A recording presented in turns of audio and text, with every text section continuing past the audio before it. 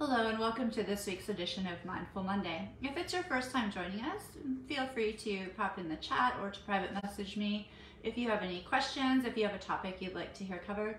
If you're watching this live or even as a recording, we always love to hear where you're coming from, so you're welcome to put that in the chat as well. So today we're here to talk about how to quickly and easily embrace your shadow self to step into self-love. And so what is the shadow self? What is the shadow side, some might ask? Well, it's this concept that was popularized by the Swiss analyst psychiatrist known as Carl Jung.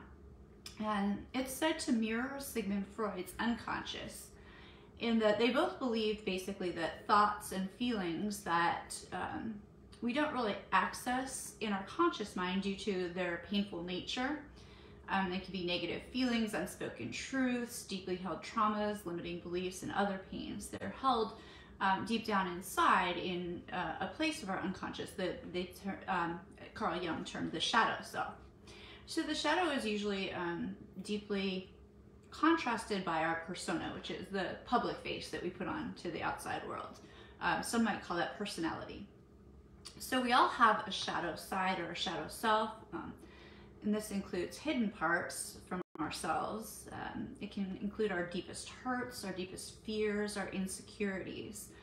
But these can also have a positive nature.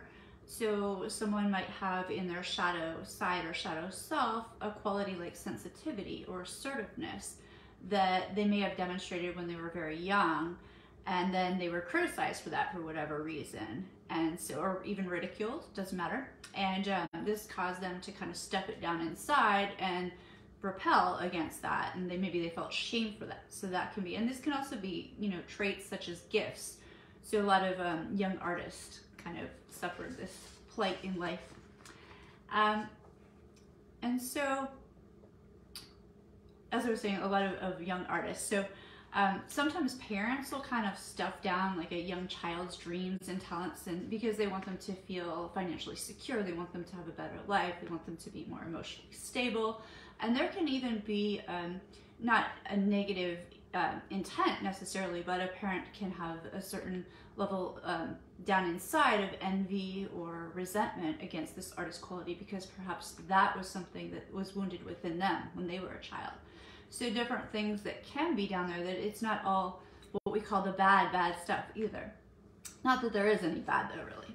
So what we have on top, our conscious mind, is basically made up of our personality or persona, combined with our ego, which is what is meant to kind of like our critical factor that kind of protects those parts that are hidden within.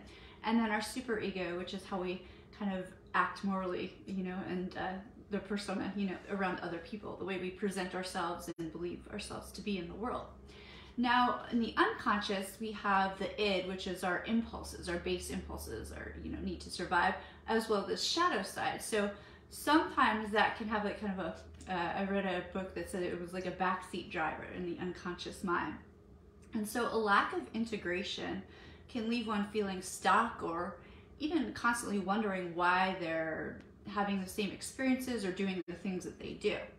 Now, by introspection and integration with our shadow selves, we can understand things about ourselves, we can better ourselves, we can understand certain patterns, we can have a greater quality of life, and we can step into having internal peace, acceptance, forgiveness, self-compassion, self-love, so all the warm and fuzzy stuff. So what are some of the reasons that we might do some hypnotic shadow work? So we could, explore relationships. Sometimes people feel that in a romantic relationship, they keep going through the same negative pattern, same kind of people show up in their lives. So you might ask, what is your shadow self trying to show you, or what kind of action might interrupt this pattern? If you have a very negative inner dialogue, we call it inner critic, that just no matter what doesn't seem to stop, we might listen for certain themes. We might notice the general tone, and we might notice how it makes us feel, and see if it reminds us of someone from the past. It could be a romantic relationship, a parent, a caregiver, an authority figure, or someone else. So those kind of themes. Another reason to explore the shadow is to examine limiting beliefs or personal stories. So if you were told as a child, oh, you'll never be good at sports, you might explore, and you came to believe that, you might explore who said that to you, who taught you that, what their perspective was, and if they were taught the same thing or told the same thing when they were young too. We might use the shadow side to connect with our intuition. Sometimes when we've gone through past traumas or losses, we might kind of disconnect from our gut and our physicality, or we might just simply doubt our own, intuition, our own feelings.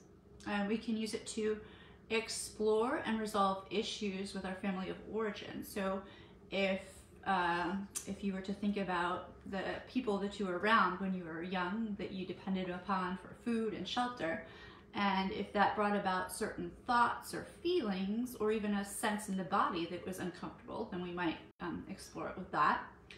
You can also discover any blockages to success. So some folks might get anxious or fearful every time they're about to succeed or something good is happening to them, or they might sabotage themselves. If you wanted to, you could even explore and hope to understand a little bit. I say a little bit because dreams are tricky, but if you have recurring dreams, you can explore them too.